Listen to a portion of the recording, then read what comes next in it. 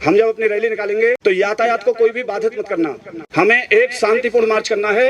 आम जनता भी परेशान नहीं होनी चाहिए, हमारी वजह से पुलिस को भी परेशानी नहीं आनी चाहिए और हमारा जो संदेश है वो भी माननीय प्रधानमंत्री तक चला जाना चाहिए। एक शांति मार्च निकला था, कल 16 अगस्त था और शांति मार्च निकला था। उस शांति मार्च के दौरान नासिक में उस पूरे हिंदू समाज की जो रैली निकल रही थी उसको घेर के उस पर पत्थरबाजी करी है। 10वीं क्लास के पढ़ने वाले बच्चे को एक जिहादी ने, मुसलमान ने चाकुओं से गोद के घायल कर दिया है। सेम घटना कौन सी है? कन्हैया कुमार वाली। पश्चिम बंगाल में 3 या 4 दिन पहले हमारी एक हिंदू बेटी थी डॉक्टर, उसका बलात्कार करके उसको बेरहमी से मारा है। वो ही साथ आएगा जिसके साथ आप जाओगे। अगर आप किसी के साथ नहीं जाओगे तो कोई आपके साथ भी नहीं आएगा। ये पत्थर की लकीर मान लेना। बांग्लादेश लगभग हिंदू मुक्त होने के कगार पे चल पड़ा है। अगले कुछ वर्षों में आपको बांग्लादेश सेम अफगानिस्तान की राह पे मिल जाएगा जहाँ पे आपको हिंदू नहीं मिलेंगे। यही स्थिति पाकिस्तान में बनेगी।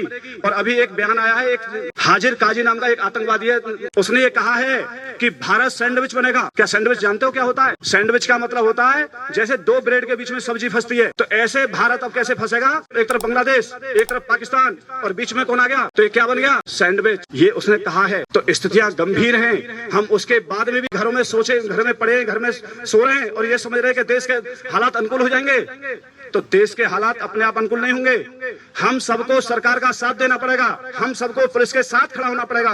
तब जब पुलिस के साथ खड़े होंगे, इनकी एक्टिविटी जब पुलिस को मालूम पड़ेगी तब पुलिस इनके ऊपर कार्रवाई करेगी। क्योंकि पुलिस कितनी ही कार्रवाई कर ले, जब इनको सारी सूचना नहीं मिलती तो पुलिस क्या होती है? हार जाती है। हम अपने अपने काम में लग रहे हैं। कितने ही रोहिंग्या मुसलमान हमारे मथुरा में, हमारे वृंदावन में, हमारे उत्तर प्रदेश में, हमारे घरों के आसपास छुपे बैठे हैं। अगर हम सब लोग कसम खा लें कि एक एक को ढूंढ के बताएंगे तो एक दिन में यूपी खाली हो जाएगा, रोहिंग्या मुक्त हो जाएगा केवल एक दिन में। माननीय योगी जी कितने ही कानून बना दे, अगर आम जनता जागरूक नहीं है तो कोई कानून सफल नहीं हो सकता। तो आज से प्रण करके जाओ कि आपके आसपास कहीं भी कोई रोहिंग्या मुसलमान अवैध बसा हुआ है, क्योंकि वो लीगल तो है ही नहीं, हर जगह इलीगल है। तो अपना काम छोड़ के तुरंत नजदीकी थाने में जाओ, नजदीक थाने में जाके तहरीर दो और पुलिस को बताओ। पुलिस तुरंत उसको पकड़ेगी और उसका जो कार्रवाई है वो कार्रवाई करेगी।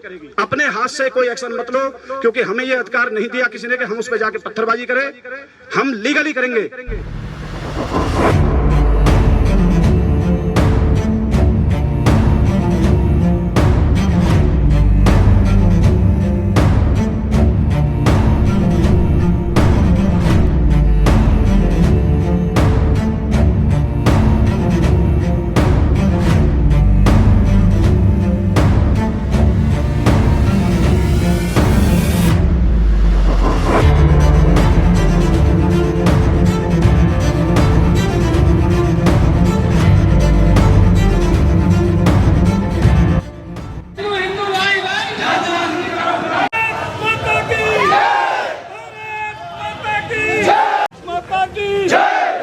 यहाँ जितने भी खड़े हैं सब शायद बुद्धिजीवी होंगे, सभी अपना परिवार चला रहे हैं। क्या है?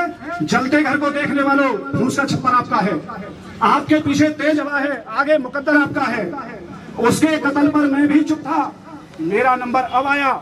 मेरे कत्ल पर आप भी चुप हो, अगला नंबर। तो ये संकेत है, जम्मू कश्मीर खाली हुआ, 7.5 लाख कश्मीरी हिंदू भागे, किसी ने कुछ नहीं कहा।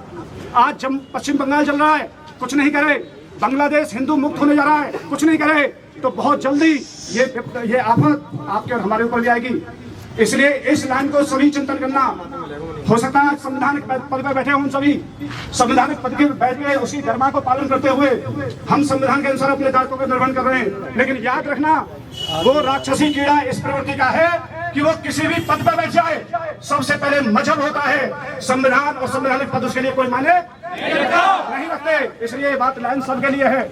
मैं चाहता तो यहाँ पे बांग्लादेश की फोटो भी लगा सकता था, लेकिन नहीं लगाया, क्योंकि सबकी आंखें खोलना जरूरी है।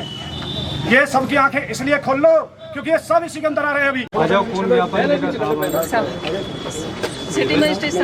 चलिए, हम आपको ही डीएम साहब मान के हम आपको दे रहे हैं। सेवा में माननीय प्रधानमंत्री जी, भारत सरकार नई दिल्ली द्वारा जिलाधिकारी मथुरा उत्तर प्रदेश विषय विश्व के सभी सनातनियों को अपने भारत की नागरिकता देने व उनके साथ अन्याय होने पर उन्हें युद्ध स्तर तक बचाने के प्रयास करना और संसद में एक कठोरतम कानून बनाना कि दुनिया का कोई भी हिंदू है तो हमारे भारत का नागरिक है, जैसे कि इजराइल ने मान रखा है। आदरणीय महोदय, माननीय प्रधानमंत्री, गृहमंत्री, डिफेंस मिनिस्टर व पक्ष विपक्ष के सभी राजनेताओं से पूछना चाहता हूँ, जब इजराइल जैसा एक छोटा सा देश सभी यहूदियों को अपना भाई मानता है, तो फिर आप और हम विश्व के सभी हिंदू भाइयों को अपना भाई क्यों नहीं मान सकते? यदि किसी देश में किसी यहूदी पर खतरा होता है तो इजराइल अपने यहूदी भाई को बचाने के लिए हर संभव प्रयास करता है, चाहे उसके लिए इजराइल को दूसरे देश से युद्ध ही क्यों ना करना पड़े। तो फिर आप और आपकी सरकार ऐसा क्यों नहीं कर सकती। अपना भारत विश्व में सबसे बड़ा लोकतांत्रिक देश है, विश्व में सबसे अधिक हिंदुओं की आबादी भारत देश में है। तो क्या आप पिछले 10 साल और वर्तमान में सत्ता पर काबिज होते हुए एक ऐसा कानून नहीं बना सकते कि विश्व में हिंदू किसी भी देश में रहे, वह हमारा भाई है और हमारे भाई के ऊपर कोई खतरा उत्पन्न होगा तो उस खतरे को हम भारत पर हुआ खतरा मानेंगे।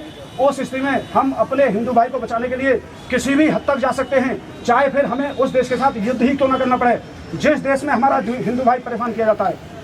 माननीय प्रधानमंत्री जी, आपको तत्काल प्रभाव से संसद में एक स्वाभिमान, अखंडता और संप्रभुता को बनाए रखने के लिए यह कानून बना देना चाहिए कि दुनिया के किसी भी देश में रहने वाला हिंदू हमारा भाई है और हम अपने भाई को बचाने के लिए युद्ध स्तर पर भी बचाने का प्रयास करेंगे। जिस दिन आप यह कानून बना देंगे उसी दिन विश्व में अपने हिंदू भाइयों का कत्लेआम नरसंहार बंद हो जाएगा और आप सनातनियों के लिए अजर अमर हो जाएंगे। अपना सनातन समाज हजारों वर्ष तक आपको याद रखेगा। आज दुखी मन से पूरा हिंदू समाज आप और आपकी पार्टी की तरफ आस लगाए बैठा है कि सत्ता पक्ष कब अपने हिंदुओं को बचाने का प्रयास करेगा, सत्ता पक्ष कब एक कठोर कानून बनाकर विश्व के सभी हिंदुओं को अपना भाई मानेगा। आप सीएए कानून लाकर विश्व के सभी हिंदू भाइयों को भारत में शरण दे दोगे तो दुनिया में मात्र एक भारत बचेगा, दुनिया की अंतिम शरण स्थली। और इसको सभी इस्लामी देश जब चारों तरफ से घेर कर एक साथ वार करेंगे फिर आप सनातन के भगवा ध्वज को कैसे बचा पाएंगे। इस्लाम के मानने वाले जिस तरीके से अपनी जनसंख्या बढ़ाए जा रहे हैं उनका फंडा साफ है कि हमें भारत को गजवाए हिंद बनाना है। उसके लिए हम किसी भी हद तक जा सकते हैं। इसके लिए माननीय हिंदू को बचाने के लिए जल्दी एक कठोर कानून बनाने का प्रयास करना चाहिए। भारत में रह रहे इस्लामिक जिहादी और ईसाई मिशनरी के गन लाइसेंसों पर तत्काल प्रभाव से रोक लगाइए और जिनको भी लाइसेंस पर हकार दिए गए हैं उन्हें तत्काल प्रभाव से अपने शस्त्रागार में जमा कराइए, अन्यथा यह एकजुट होकर भारत में तख्ता पलट करने की रणनीति पर कार्य कर सकते हैं। सत्ता पक्ष ध्यान से सुन लो, यदि आपने यह मौका दबा दिया तो भविष्य में फिर आपको यह सुनहरा मौका कभी नहीं मिलेगा और हो सकता है जल्दी ही भारत भी बांग्लादेश, अफगानिस्तान, पाकिस्तान की राह पर चल पड़े और आपकी कुर्सियां भी खतरे में पड़ जाएं। थोड़े कहे को ज्यादा समझना, चिट्ठी को तार, जल्दी से कानून बनाइए, बाकी सब बातें हैं बेकार।